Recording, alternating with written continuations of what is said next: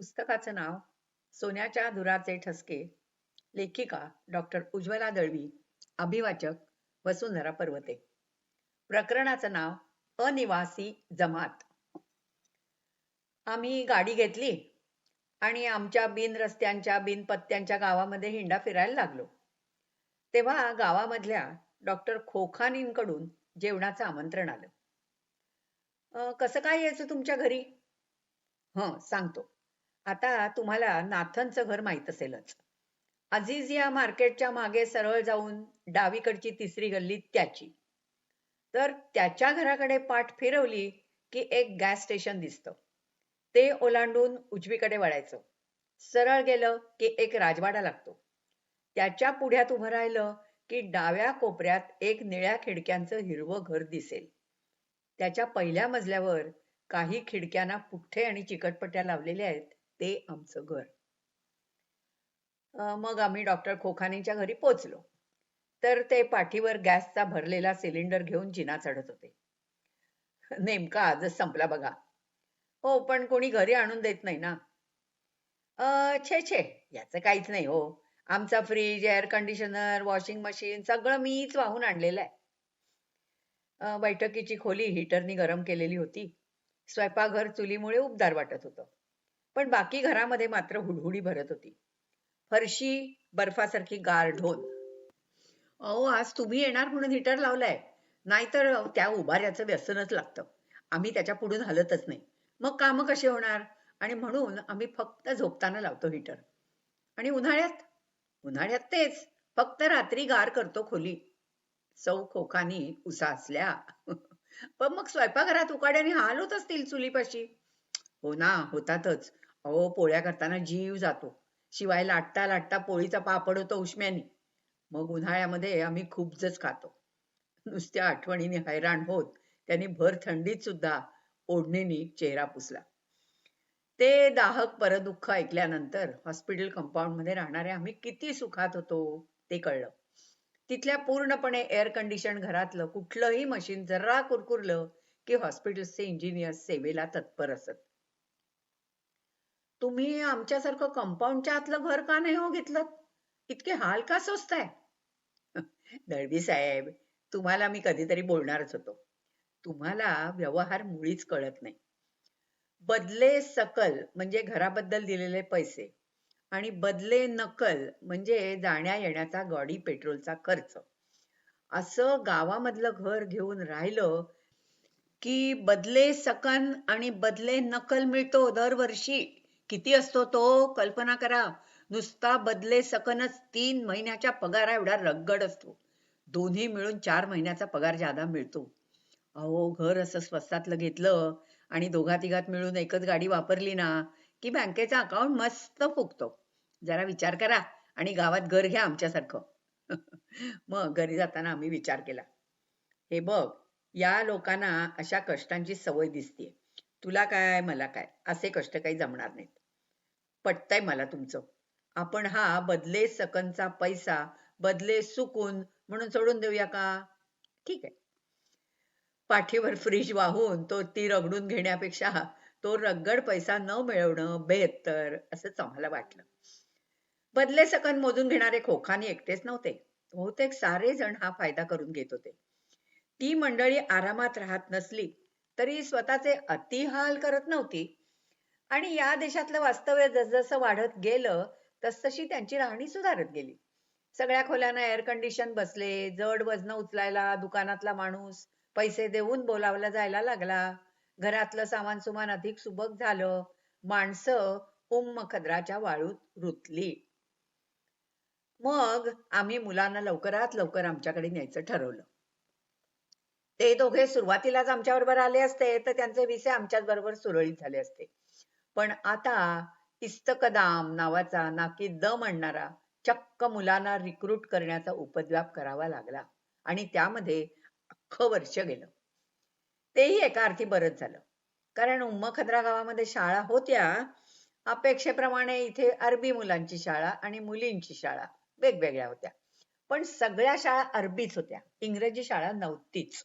आणि हॉस्पिटलला पाळणाघर पण नव्हतं. खदराच्या भारतीय डॉक्टरांनी हट्टाला पेटून इंग्रजी शाळा सुरू केली. कमाल अल बदावी नावाचा नवा मुदीर डिरेक्टर आला होता आणि त्यांनी हॉस्पिटल कंपाऊंड मध्येच शाळेसाठी जागा दिली.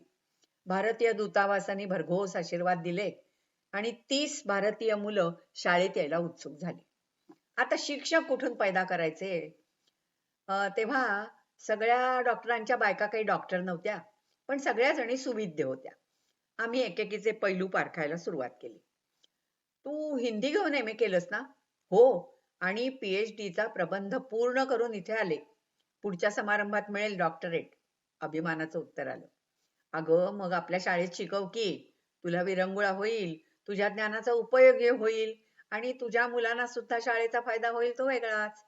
असं एकेकीला पटवत तयार केलं आणि अरबी वाळवंटात भारतीयांची इंग्रजी शाळा उघडली. या शाळेतली आमची इंग्रजीची मास्तरीण 96 कोळी इंग्रज होती. अरबीची शिक्षिका सुदानी होती. चित्रकला आणि हस्तव्यवसायाला एक फिलिपिना होती. गणिताच्या बाई नायजेरियन होत्या.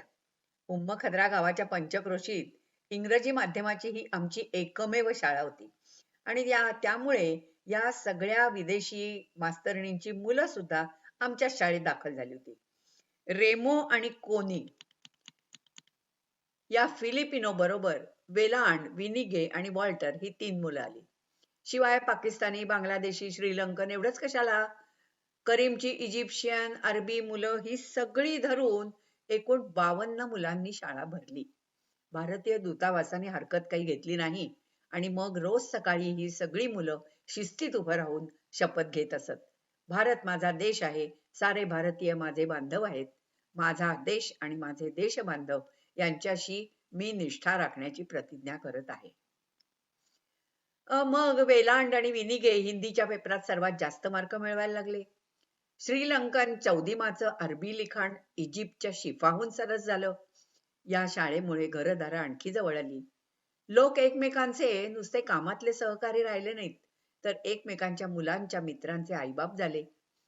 एकमेकांच्या मुलांचे वाढदिवस साजरे करायला लागले. मुलांना तर हेच त्यांचे नातेवाईक, हेच त्यांचं कुटुंब वाटायला लागलं. खदरा त्यांचं गाव झालं आणि आता आम्ही सगळी माणसं गावात रुजलो. खदराची अनिवासी वस्ती म्हणजे एक कुटुंब झालं. तिथल्या मुस्लिम कुटुंबांचं आमच्या घरी रोजचं येणं जाणं होतं. रमादानचा उपास संपल्यावर फर्जच्या जेवणाला अगदी जवळच्या नात्याच्या माणसांना बोलवायचं असतं. त्या काशा पंक्तीला सुद्धा आमची वर्णी लागत होती. त्याखेरीज खदरा गावात वेगवेगळ्या अरबी देशांचे प्रतिनिधी तर होतेच. शिवाय किस्त आणि मोन्स हे ग्रीनलँडचं एस्किमो जोडपं, क्लाउस लाउटेन्शलागर हा जर्मन डॉक्टर आणि त्याची एवोमा नावाची नायजेरियन बायको, रेमो, कोंचिता, वाओमी, जेनी सारखे फिलिपिनो, रॉय थॉम्सन हा अमेरिकन कॉम्प्युटर इंजिनियर आणि बरेच ब्रिटिश, स्कॅन्डिनेव्हियन लोक असे सगळे मिळून एका आवारामध्ये राहत होतो. एका दुकानामध्ये खरेदी सगळे करीत होते, एका तलावात पोहत होते, एका पटांगणात खेळत होते. नुसतं जाता येता हाय हॅलो म्हणण्यापेक्षा हलवा, हरीरा, हॅलो हॅलोच्या पाककृतींची देवाणघेवाण करणं, एकमेकांच्या मुलांना सांभाळणं, स्वयंपाकघरात बसून ताज्या फराळाला दाद देत जुन्या जिव्हाळ्याच्या गप्पा मारणं, यामुळे रोज एकमेकांमध्ये अधिकाधिक गुरफटत होते. देश, धर्म, वंश, भाषा असले भेदभाव गौण झाले होते. या हिरवाईच्या आईच्या कुशीत ते वसुधेचं कुटुंब एक दिलाने नांदत होतं. आणि मग विरंगुळा म्हणून घरोघरीच्या गृहिणी नवनवे जेवणाचे पदार्थ करायला लागल्या. ते रोज नवऱ्यालाच कसे खाऊ घालणार, म्हणून 4 माणसांना घरी बोलावून जेवू घालण्याची पद्धत आली. घरं तर मोठी होतीच, पुन्हा एकाला बोलावून दुसऱ्याला वगळलं तर मानापमानाची नाटकं व्हायची.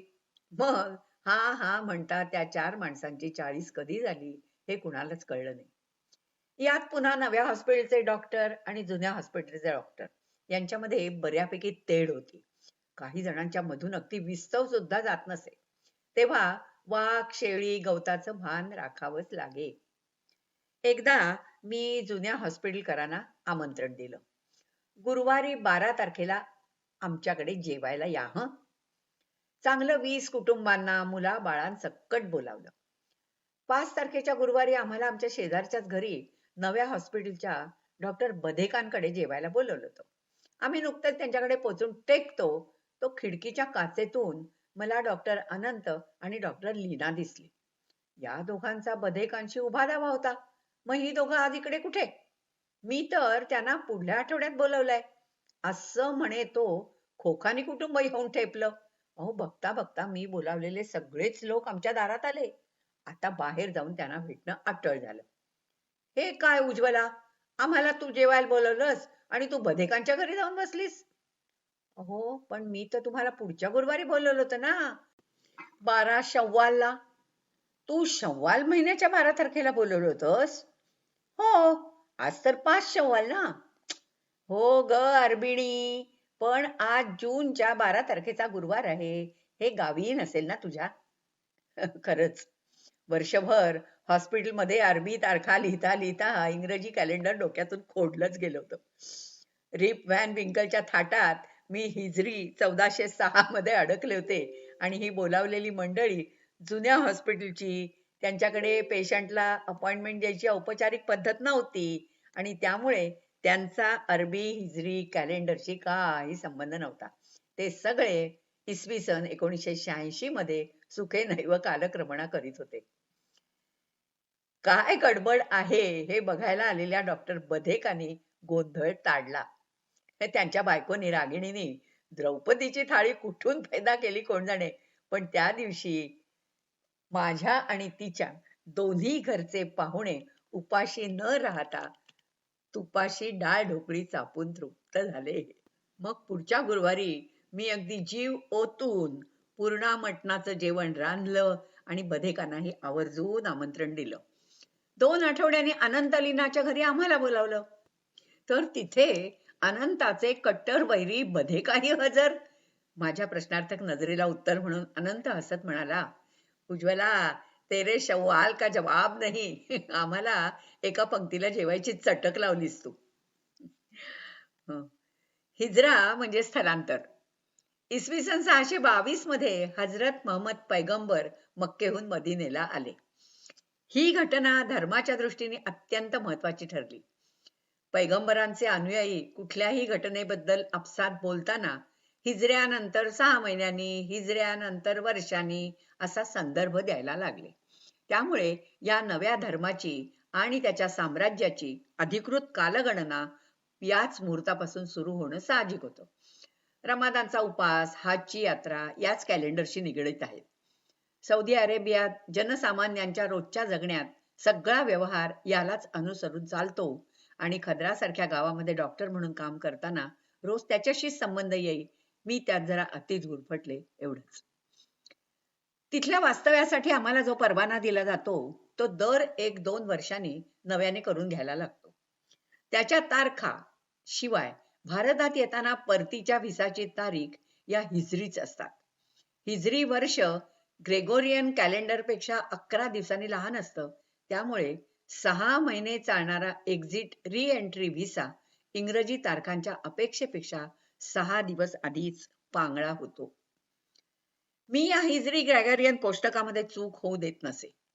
माझ्या परतीच्या प्रवासाला कधीही गडबड होणं शक्यच नव्हतं. हा माझा गैरसमज 94 सालच्या प्लेगच्या उन्हाने पार कुरतडून टाकला. मी ठरवलेल्या प्रस्थानाच्या 2च दिवस आधी सौदी अरेबियाच्या गडाचे दरवाजे मुंबईच्या प्रवाशांसाठी बंद झाले. हे त्यावेळी जुबैल गावात होते. मुलं आणि मी भारतात अशी फारकत होती. दिवस गेले, आठवडे सरकले, साथ ओसरली, तरी आंतरराष्ट्रीय भय कैसरेना. हा म्हणता विसा संपायची तारीख पुढच्या आठवड्यावर येऊन ठेपली आणि सौदी याने 29 ऑक्टोबरच्या शनिवारची संध्याकाळची 8 वाजण्याची वेळ त्यांच्या पहिल्या उड्डाणाचा मुहूर्त म्हणून जाहीर केली. आमचा व्हिसा 29 तारखेच्या रात्री 12 वाजता संपत होता. त्या दिवसापर्यंत दुसरी कुठलीही फ्लाईट मुंबईहून सौदीला जाणार नव्हती. 26 तारखेला बुकिंग सुरू झालं. त्या दिवशी मी पहाटे 3 वाजता त्यांच्या ऑफिसशी पोहोचून रांगेमध्ये पहिला नंबर पटकावला. माझ्या बरोबर मागे एक एजंट 100 पासपोर्टांची थप्पी मिरवत उभा होता. तसे दोघे रांगेत माझ्या पुढे असते तर तिकिटाची आशाच राहिली नसती. फ्लाईट रात्री 8ची. वेगाचं आणि रेखांशाचं गणित सांभाळून ती 9 वाजता दम्मामला पोचायची होती. पण बऱ्याच दिवसानंतरची पहिलीच फ्लाईट, त्यामुळे काहीतरी खुसपट निघत राहिली. विमान उडेतो रात्रीचे 10 वाजले. सौदीच्या 11:30 वाजता आम्ही दम्मामला इमिग्रेशनच्या रांगेमध्ये उभे होतो. मुलं पेंगुळली होती. आमचा नंबर लागेपर्यंत मध्यरात्रीला 10 मिनिटं उरली होती. एरवी त्या काउंटरवरचे बहुतेक अधिकारी कमलपत्रासारखे निर्लेप निर्विकार असतात. पण त्या रात्री अधिकाऱ्यांनी आमचे पासपोर्ट निरखले, आपलं घड्याळ पाहिलं आणि खुश होऊन आरोळी ठोकली. मरहबा, मब्रूक, सुस्वागतम, अभिनंदन. आनंदाने सामान घेऊन आम्ही बाहेर आलो. हे वाट बघतच होते. त्यांच्याबरोबर आमच्याच हॉस्पिटलचे डॉक्टर अब्दुल रहमान पण होते. त्यांचं कुटुंब त्याच रात्रीच्या पुढच्या विमानाने यायचं होतं. त्यांचाही व्हिसा त्याच दिवशी संपायचा होता. आम्ही त्यांची मंडळी बाहेर यायची वाट बघत बसलो. पण 1:30 वाजला तरी ती माणसं काही आली नाहीत. मग चौकशी सुरू झाली. आधी नेहमीसारखा समजुतीचा गोंधळ होत राहिला. सरते शेवटी त्यांनी भारतात फोन लावला. तेव्हा समजलं की आमच्यासारखीच त्यांची फ्लाईट रेंगाळली होती. जुलेखा भाभी आणि जुवेद खालेद मुंबईच्या काउंटरवर पोचेतो 12चा ठोका पडला होता. व्हिसा संपला म्हणून त्या तिघांना सामानासुमानासकट घरी पाठवलं गेलेलं होतं. प्रकरण समाप्त.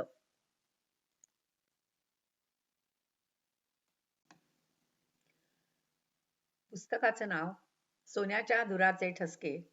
लेखिका डॉक्टर उज्ज्वला दळवी. अभिवाचक वसुंधरा पर्वते.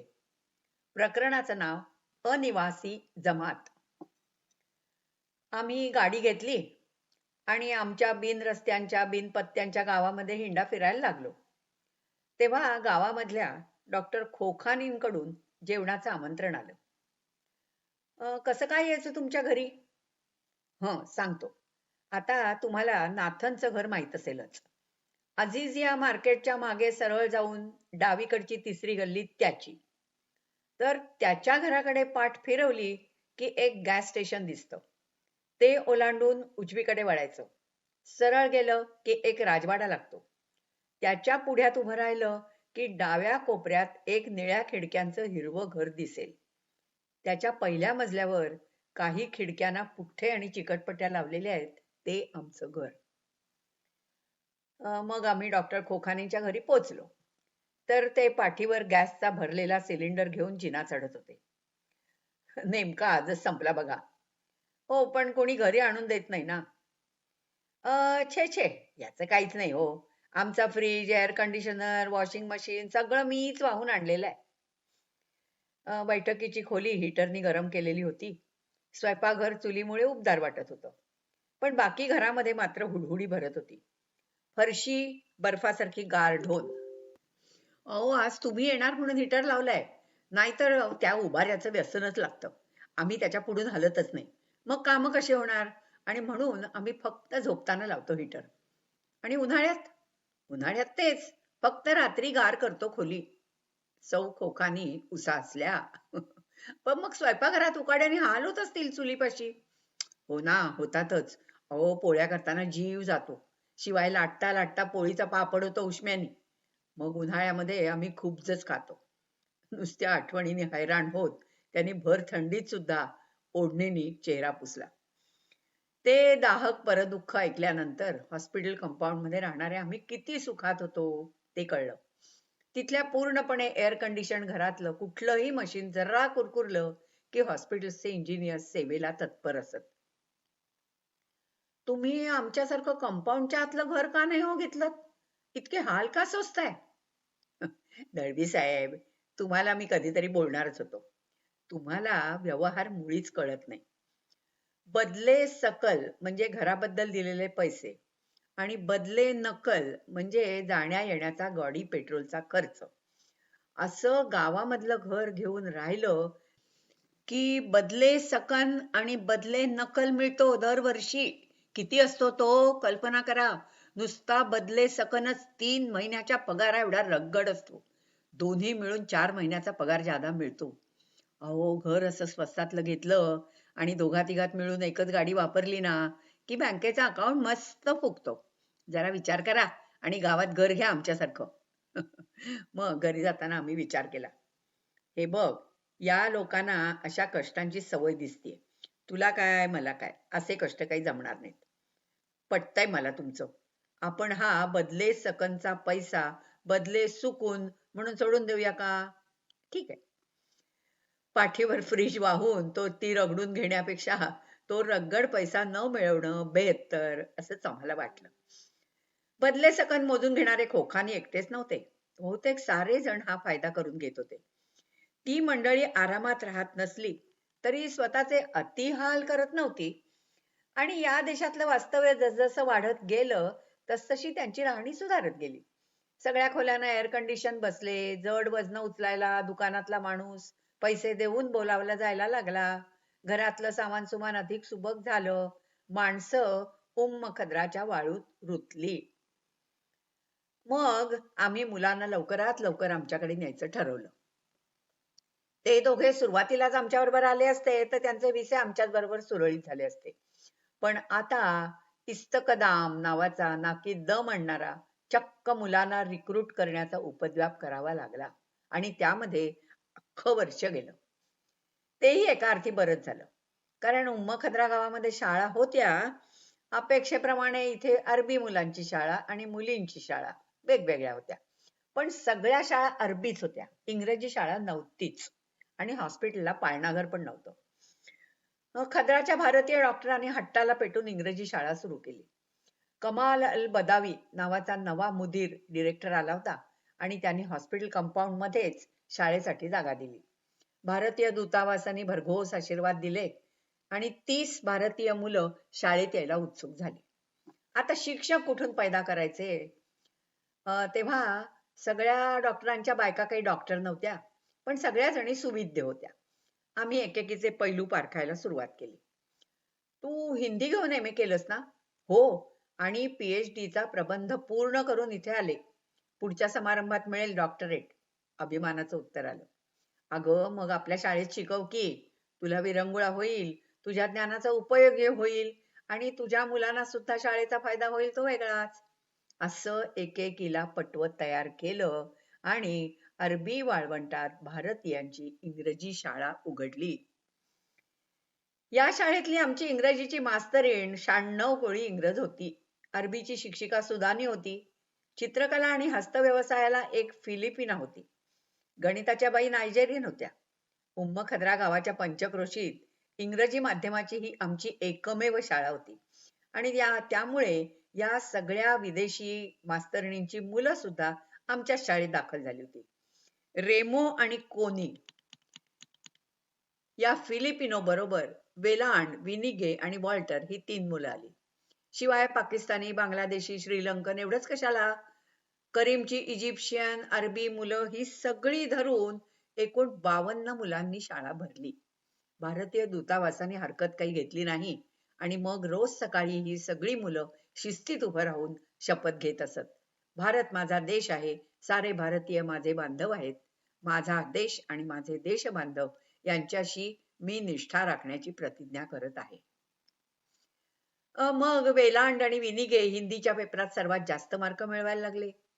श्रीलंकन चौदिमाचं अरबी लिखाण इजिप्तच्या शिफाहून सरस झालं. या शाळेमुळे घरदारं आणखी जवळ आली. लोक एकमेकांचे नुसते कामातले सहकारी राहिले नाहीत, तर एकमेकांच्या मुलांच्या मित्रांचे आईबाप झाले. एकमेकांच्या मुलांचे वाढदिवस साजरे करायला लागले. मुलांना तर हेच त्यांचे नातेवाईक, हेच त्यांचं कुटुंब वाटायला लागलं. खद्रा त्यांचं गाव झालं आणि आता आम्ही सगळी माणसं गावात रुजलो. खद्राची अनिवासी वस्ती म्हणजे एक कुटुंब झालं. तिथल्या मुस्लिम कुटुंबांचं आमच्या घरी रोजचं येणं जाणं होतं. रमादानचा उपास संपल्यावर फर्जच्या जेवणाला अगदी जवळच्या नात्याच्या माणसांना बोलवायचं असतं. त्या काशा पंक्तीला सुद्धा आमची वर्णी लागत होती. त्याखेरीज खद्रा गावात वेगवेगळ्या अरबी देशांचे प्रतिनिधी तर होतेच.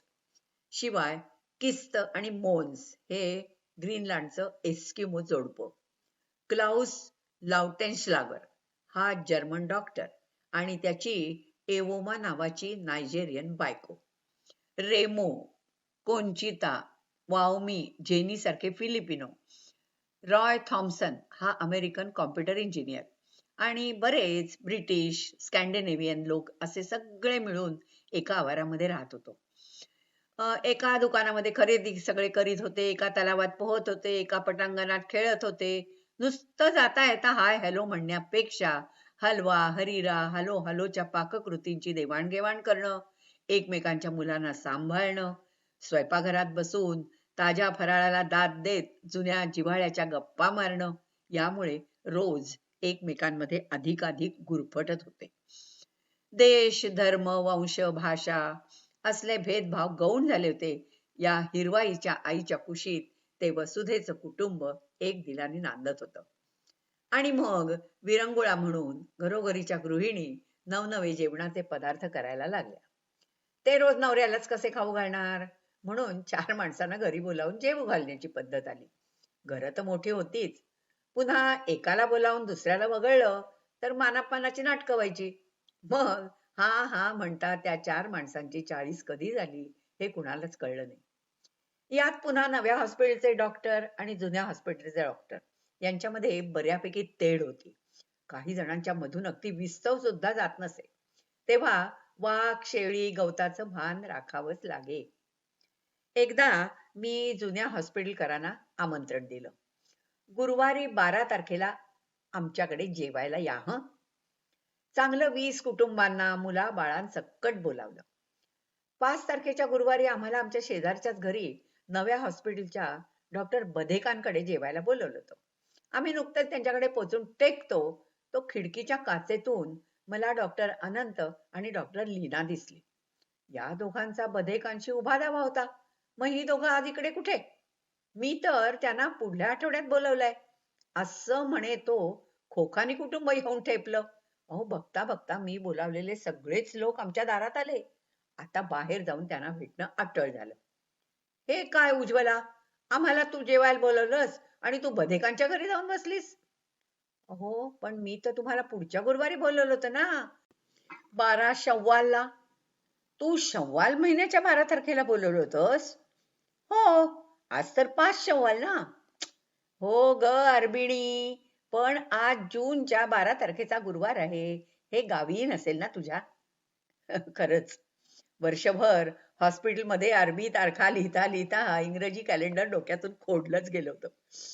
रिप व्हॅन विंकलच्या थाटात मी हिजरी 1406 मध्ये अडकले होते आणि ही बोलावलेली मंडळी जुन्या हॉस्पिटलची, त्यांच्याकडे पेशंटला अपॉइंटमेंट द्यायची औपचारिक पद्धत नव्हती आणि त्यामुळे त्यांचा अरबी हिजरी कॅलेंडरशी काही संबंध नव्हता. ते सगळे इसवी सन 1986 मध्ये सुखे नैव कालक्रमणा करीत होते. काय गडबड आहे हे बघायला आलेल्या डॉक्टर बधेकांनी गोंधळ ताडला.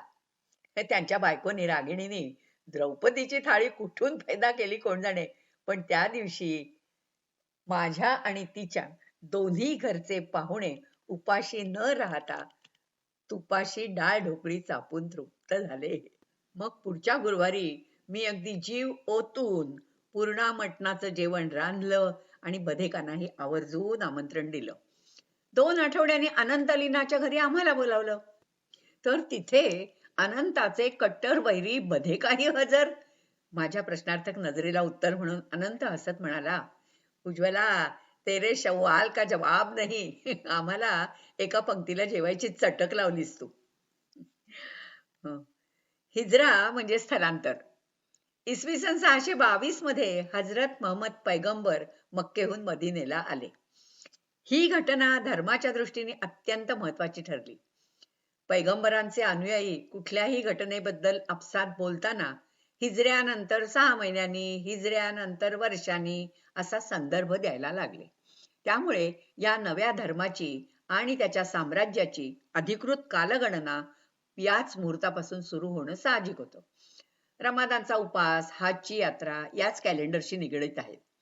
सौदी अरेबियात जनसामान्यांच्या रोजच्या जगण्यात सगळा व्यवहार यालाच अनुसरून चालतो आणि खद्रासारख्या गावामध्ये डॉक्टर म्हणून काम करताना रोज त्याच्याशीच संबंध येईल. मी त्यात जरा अतिच गुरफटले एवढंच. तिथल्या वास्तव्यासाठी आम्हाला जो परवाना दिला जातो तो दर 1-2 वर्षांनी नव्याने करून घ्यायला लागतो. त्याच्या तारखा शिवाय भारतात येताना परतीच्या व्हिसाची तारीख या हिजरीच असतात. हिजरी वर्ष ग्रेगोरियन कॅलेंडरपेक्षा 11 दिवसांनी लहान असतं. त्यामुळे 6 महिने चालणारा एक्झिट री एंट्री व्हिसा इंग्रजी तारखांच्या अपेक्षेपेक्षा 6 दिवस आधीच पांगळा होतो. मी या हिजरी ग्रेगोरियन कोष्टकामध्ये चूक होऊ देत नसे. माझ्या परतीच्या प्रवासात कधीही गडबड होणं शक्यच नव्हतं. हा माझा गैरसमज 94 सालच्या प्लेगच्या उंदराने पार कुरतडून टाकला. मी ठरवलेल्या प्रस्थानाच्या 2च दिवस आधी सौदी अरेबियाच्या गडाचे दरवाजे मुंबईच्या प्रवाशांसाठी बंद झाले. हे त्यावेळी जुबैल गावात होते. मुलं आणि मी भारतात अशी फारकत होती. दिवस गेले, आठवडे सरकले, साथ ओसरली, तरी आंतरराष्ट्रीय भय काही सरेना. हा म्हणता व्हिसा संपायची तारीख पुढच्या आठवड्यावर येऊन ठेपली आणि सौदी याने 29 ऑक्टोबरच्या शनिवारची संध्याकाळची 8 वाजण्याची वेळ त्यांच्या पहिल्या उड्डाणाचा मुहूर्त म्हणून जाहीर केली. आमचा व्हिसा 29 तारखेच्या रात्री 12 वाजता संपत होता. त्या दिवसापर्यंत दुसरी कुठलीही फ्लाईट मुंबईहून सौदीला जाणार नव्हती. 26 तारखेला बुकिंग सुरू झालं. त्या दिवशी मी पहाटे 3 वाजता त्यांच्या ऑफिसशी पोहोचून रांगेमध्ये पहिला नंबर पटकावला. माझ्या बरोबर मागे एक एजंट 100 पासपोर्टांची थप्पी मिरवत उभा होता. तसे दोघे रांगेत माझ्या पुढे असते तर तिकिटाची आशाच राहिली नसती. फ्लाईट रात्री 8ची. वेगाचं आणि रेखांशाचं गणित सांभाळून ती 9 वाजता दम्मामला पोचायची होती. पण बऱ्याच दिवसानंतरची पहिलीच फ्लाईट, त्यामुळे काहीतरी खुसपट निघत राहिली. विमान उडेतो रात्रीचे 10 वाजले. सौदीच्या 11:30 वाजता आम्ही दम्मामला इमिग्रेशनच्या रांगेमध्ये उभे होतो. मुलं पेंगुळली होती. आमचा नंबर लागेपर्यंत मध्यरात्रीला 10 मिनिटं उरली होती. एरवी त्या काउंटरवरचे बहुतेक अधिकारी कमलपत्रासारखे निर्लेप निर्विकार असतात. पण त्या रात्री अधिकाऱ्यांनी आमचे पासपोर्ट निरखले, आपलं घड्याळ पाहिलं आणि खुश होऊन आरोळी ठोकली. मरहबा, मब्रूक, सुस्वागतम, अभिनंदन. आनंदाने सामान घेऊन आम्ही बाहेर आलो. हे वाट बघतच होते. त्यांच्याबरोबर आमच्याच हॉस्पिटलचे डॉक्टर अब्दुल रहमान पण होते. त्यांचं कुटुंब त्याच रात्रीच्या पुढच्या विमानाने यायचं होतं. त्यांचाही व्हिसा त्याच दिवशी संपायचा होता. आम्ही त्यांची मंडळी बाहेर यायची वाट बघत बसलो. पण 1:30 वाजला तरी ती माणसं काही आली नाहीत. मग चौकशी सुरू झाली. आधी नेहमीसारखा समजुतीचा गोंधळ होत राहिला. सरते शेवटी त्यांनी भारतात फोन लावला. तेव्हा समजलं की आमच्यासारखीच त्यांची फ्लाईट रेंगाळली होती. जुलेखा भाभी आणि जुवेद खालेद मुंबईच्या काउंटरवर पोचेतो 12चा ठोका पडला होता. व्हिसा संपला म्हणून त्या तिघांना सामानासुमानासकट घरी पाठवलं गेलेलं होतं. प्रकरण समाप्त.